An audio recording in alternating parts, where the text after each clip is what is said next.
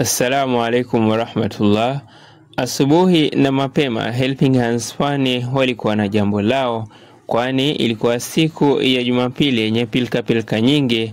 Ilikuwa furaha kubwa kwa wazazi, wanafunzi na wakazi wa Budoganje, kaunti ya Kwale, baada ya wanandoa kutoka Ulaya kusherehekea ndoa yao kwa kualisha chakula cha walima aina ya pilau katika msikiti wa Abdullah kupitia wakfu wa The Basic Necessities Foundation wakishirikiana na Helping Hands Pwani. Chakula hicho kiliwafikia walengwa.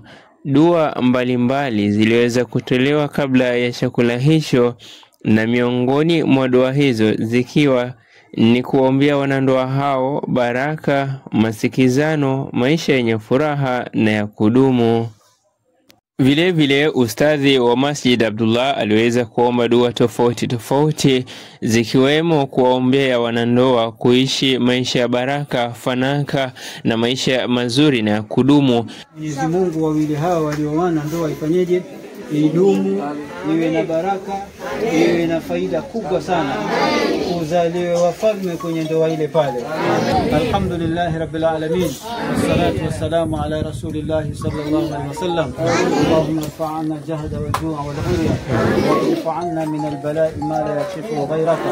Rabbana atina fid dunya hasana wa fil akhirati hasanatan wa qina adhaban nar. Rabbana wa atina ma wa'adtana ala rusulik wa la tukhzina yawm al qiyamati innaka لا تخلف الميعاد. سبحان ربك رب العزة عما يصفون والسلام على المرسلين والحمد لله رب العالمين. Tunashukuru Mwenyezi Mungu awazidishie. Wanafunzi hao waliganyiwa biskuti, peremende na juice ama kwa kimombo food hampers, hivyo kuwazidishia furaha waliokuwa nayo. Inapendeza sana kuona kwamba namna gani watoto hawa wanavyokumbukwa licha ya umbali waliokuwa nao. Mwenyezi Mungu awabariki katika ndoa yao.